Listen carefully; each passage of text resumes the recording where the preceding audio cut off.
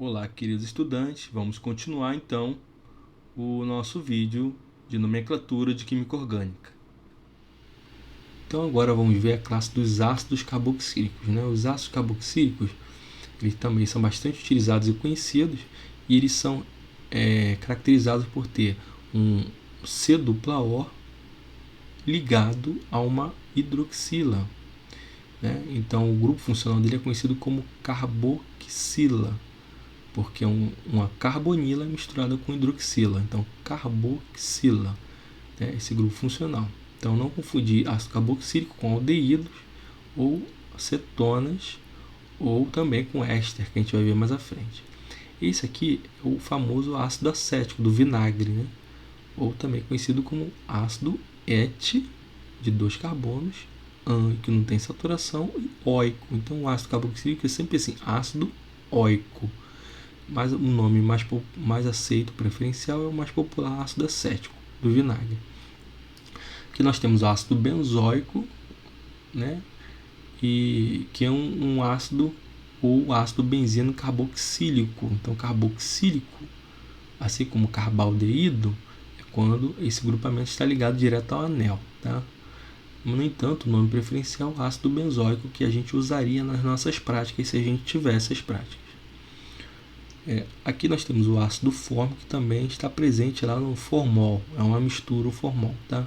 Então aqui temos o ácido fórmico. O fórmico vem de formiga, porque é o que é produzido pela formiga, que dá aquela sensação de dor quando a formiga dá aquela agressão na pele, né? Então ela libera um pouco desse ácido. Mas esse é o nome preferencial, mas pode ser chamado também de ácido MET, de um carbono, que não tem saturação na cadeia principal, e oico. Tá? Então, ácido metanóico. Quando a manteiga fica estragada, ela faz aquele ranço, né? Manteiga mesmo, não é margarina, manteiga, ela produz esse ácido aqui, ácido butanóico, né? Que é ou ácido butírico, é um nome mais antigo, mais usado em alimentos, né? Então aqui nós temos 1, 2, 3, 4 carbonos, but, não tem saturação na cadeia principal, e oico, porque é a terminação de ácido carboxílico. Então, ácido butanóico. Tá?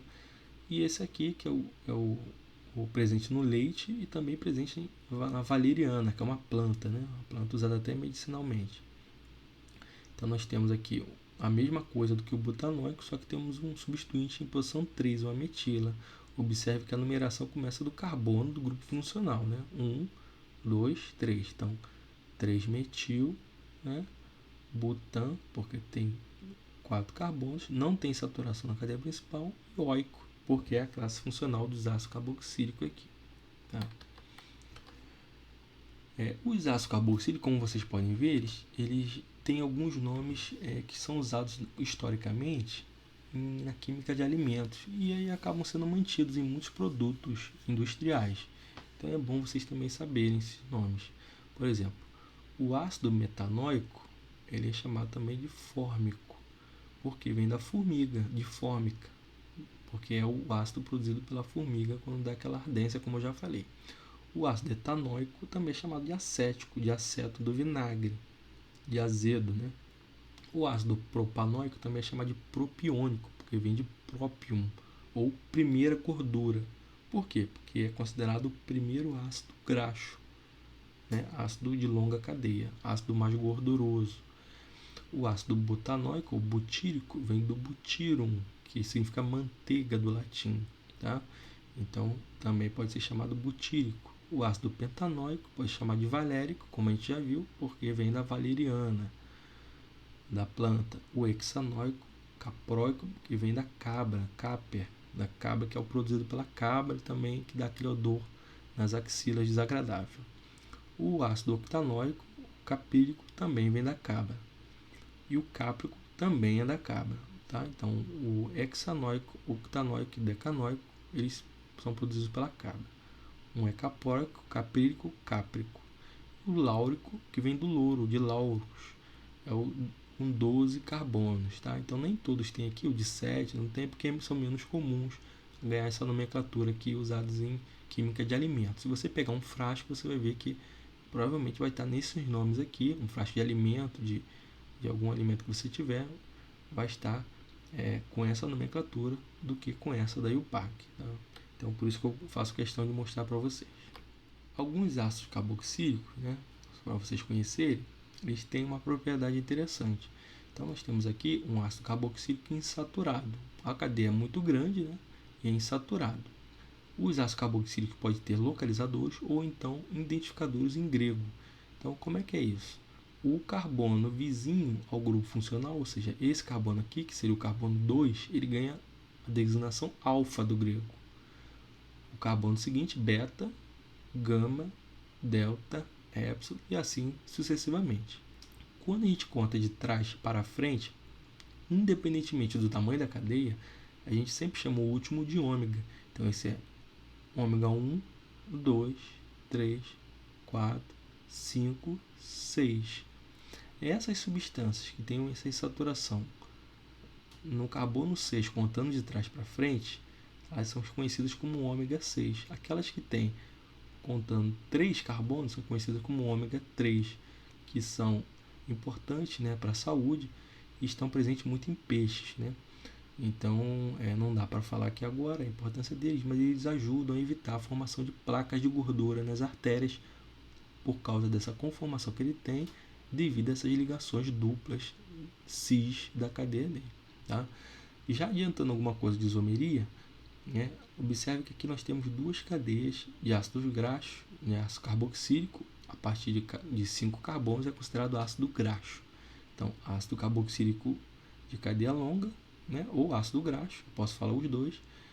Observe que eles têm uma dupla na mesma posição. Só que essa daqui, ela tem uma configuração trans. O que é uma configuração trans? É quando está um grupo, se a gente passar um plano aqui na dupla, ó, a gente vai ter um grupo carbono voltado para lados opostos, nós temos que é trans. Se passarmos uma dupla aqui na outra, e nós temos carbonos voltados para o mesmo lado do plano, chamamos de cis. Em isomeria nós vamos ver mais detalhes disso. Esse ácido trans é mais favorável a formar placas de gordura, porque as moléculas conseguem se encaixar umas nas outras, uma em cima da outra, e formar a placa. Já esse cis é mais difícil fazer esse encaixe, já que uma molécula pode estar com essa parte para cima, parte para baixo, quando ele forma essa estrutura curva, né? Então, por isso que os ácidos graxos cis são melhor que ácidos graxos trans, como você já deve ter visto na embalagem dos alimentos. Então, aqui a gente vê a importância dos ácidos graxos para a saúde, tanto os ômegas, tanto os ácidos graxos cis e trans, tá? Então, como eu havia falado antes, aqui nós temos alguma designação. O carbono vizinho à carboxila é chamado de alfa, e assim vai, beta, gama, delta, epsilon, né?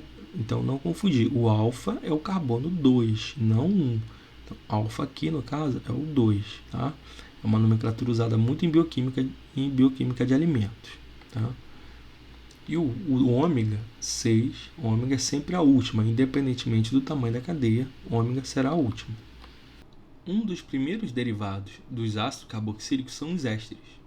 Os ésteres são formados por uma condensação entre um ácido carboxílico e um álcool.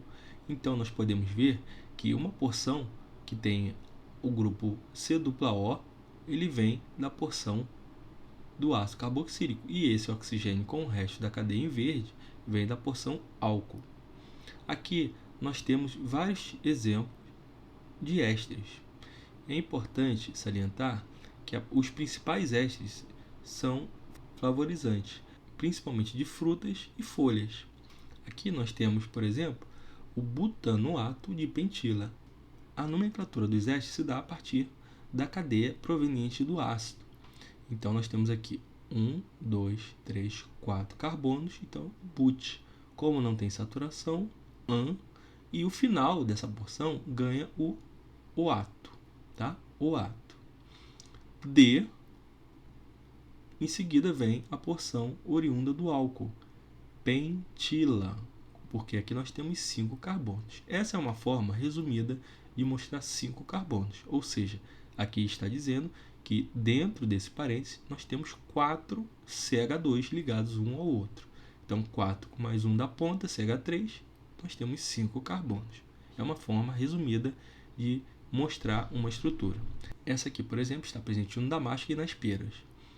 Um outro também, que está mais presente em pêssegos, é o etanoato de benzila, né? Então, esse grupo aqui, aromático com um carbono, ele tem um nome especial, benzil, né? Ou benzila. Então, aqui nós temos o etan, et, de 2 carbonos, an, que não tem saturação na cadeia principal, e o ato, etanoato de benzila. Logo abaixo nós temos do abacaxi o butanoato, que é igual em cima, de, só que agora é a cadeia menor, etila, só tem 2 carbonos. Em seguida, um que é bastante utilizado como solvente. Inclusive, se vocês forem fazer as práticas ainda, né, vocês verão e utilizarão esse solvente. É o acetato de etila, que é o nome preferencial da IUPAC, já que ficou o mais famoso e o mais comum. No entanto, pode ser chamado também de et, 2 carbonos, an, não tem saturação, carbono-carbono, e o ato de etila. Tá? E aqui o metanoato de 2-metilpropila. Tá? É importante salientar que a numeração você pode dar tanto no substituinte na cadeia que vem da porção alcoólica, ou seja, a cadeia verde, quanto da cadeia que vem do ácido, ou seja, a cadeia vermelha. Então, esse 2 se refere à cadeia do álcool, 2-metil, aqui na posição 2, propila. É importante também lembrar que a numeração sempre começa próximo ao grupo funcional. Então, a numeração dessa cadeia aqui, que vem da porção ácida, ela começa na carbonila. E a numeração que vem da porção álcool começa no carbono ligado ao oxigênio. Então, aqui é o 1, aqui é o 2, aqui é o 3. E aqui é o 1 da cadeia que vem do ácido. O grupo ele é chamado de grupamento carboalcóxico, o grupo presente em ésteres. Mais exemplos nós podemos ver aqui nessa tabelinha que eu coloquei para vocês lá no Google Sala de Aula. Bem, essa tabela é o seguinte, uma coluna, essa coluna aqui, nós temos a palavra que vem do ácido, a derivada do ácido. E aqui na horizontal nós temos a palavra que provém do álcool. Então é só cruzar uma palavra da vertical com uma da horizontal e nós temos o nome da substância e onde ela é mais abundante. Por exemplo, aqui nós temos o propanoato, prop, de 3 carbonos, an, não tem saturação, oato, D, a gente escolhe aqui então na horizontal, octila, 8 carbonos. Então, esse propanoato de octila, octil, 8, né? Ele está presente na laranja. Observe que alguns ainda não se conhece a prevalência na natureza. Qual a importância dos ésteres? A importância dos ésteres no meio biológico, principalmente como composição da nossa membrana celular. Ele é um dos grandes componentes. Então, a nossa membrana celular, lembra da bicamada lipídica? Ela é composta principalmente, essa parte lipídica, de ésteres, de cadeias longas, né? Então, cadeias muito longas, C18, C20, cadeias muito compridas. No exemplo aqui mostrado, nós podemos ver os ácidos graxos, aqui chamado de gordo, né? Mas o termo mais utilizado é graxo. Aqui no caso específico é o ácido palmítico, porque vem do palmito, né? Ele está sendo reagido com o glicerol, que a gente já tinha visto antes. E aí ele forma o éster. Então nós temos o álcool reagindo com o ácido, gerando o éster e saindo água. Essa reação ocorre quando nós nos alimentamos e nós não gastamos a energia. Então, essa gordura extra, esse ácido graxo que nós ingerimos, ele será armazenado nas nossas células na forma de éster. Quando nós precisamos de energia, esse éster ele é clivado, é quebrado de novo ou hidrolisado. É o termo correto para liberar de novo ácido graxo e o álcool. Agora vamos ver as amidas. As amidas eles têm grande importância em polímeros, tanto naturais quanto sintéticos. Dentre os polímeros naturais, não mostrados aqui, nós podemos saber nas nossas proteínas, né, nossas enzimas, que são constituídas de peptídeos, que nada mais são do que macromoléculas constituídas de aminoácidos ligados por ligação peptídica, ou essa amida aqui. Então, o exemplo que nós tivemos aqui, o nylon, ele é uma amida, é um polímero sintético. E nós podemos ver que esse Nzinho indica que pode ter várias estruturas aqui ligadas. Tá? Um outro exemplo interessante é o Kevlar, que também é uma amida. O Kevlar, usado na imagem do slide anterior, na proteção de capacetes e coletes militares, à prova de bala. Então aqui nós temos o Kevlar, que é uma poliamida também, ou seja, tem um Nzinho onde continua essa cadeia de amida na molécula. E nós temos também a aplicação em solvente. Um solvente muito utilizado em laboratório é esse aqui, NN-dimetilformamida. É o nome mais aceito e comum, tanto que é o preferencial da IUPAC. Né? NN é o localizador do dimetil, ou seja, das duas metilas ligadas ao nitrogênio. Forme é sinônimo de met. Então aqui o forme, de forme, que a gente viu lá atrás, também é o sinônimo de met, porque só tem um carbono. Então, forme e amida. Essa classe termina com amida. O nome também opcional seria NN, já que duas metilas estão no N, dimetil, metan, já que não tem saturação, só tem um carbono na cadeia principal. Né? Amida é usado como solvente. E aqui um outro exemplo mais simples, que é a acetamida ou etanamida. O grupamento das amidas se chama carboxiamida. Bem, os nitrocompostos tem alguns exemplos interessantes. Por exemplo, o nitro aparece 3 vezes aqui, então ele tem o nome de trinitroglicerina. Ele pode ser tanto explosivo, usado em mineração, quanto também é usado como medicamento. Né? Então nós temos 3 grupos nitro e essa estrutura aqui vem do glicerol que nós vimos antes. Então por isso que é trinitroglicerina. Obviamente você pode dar um nome de 1, 2, 3 trinitropropano, também é possível. Aqui nós temos um outro explosivo que é o TNT, trinitrotolueno. O que é o tolueno? O tolueno é o benzeno com uma metila. Então aqui o benzeno com a metila se chama tolueno quando é a cadeia principal. Quando é um substituinte, ele é chamado de benzila. E o nitrometano, que é um solvente que nós costumamos usar em laboratório também. Nitrometano. Observe então que a nomenclatura de nitros você usa o nitro como se fosse um substituinte e dá o resto da nomenclatura como se fosse hidrocarboneto normal. Então nós temos aqui o próprio nome do grupo, eu já tinha falado, o grupo nitro, que é o nome do grupamento funcional. E para terminar, vamos ver agora uma miríade, aqui uma mistura de derivados de ácido, apenas para conhecimento de vocês. Então nós temos aqui o peróxido de benzoíla usado como esfoliante em cremes para acne. Né? Então o peróxido ele tem 2 porções vindas do ácido e estão ligadas sem hidrogênio, né? Estão ligadas pelo oxigênio.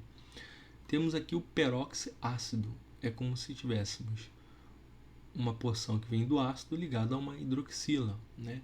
Esse aqui é um reagente de epoxidação, e faz uma reação química que vocês vão aprender lá em Orgânica 2.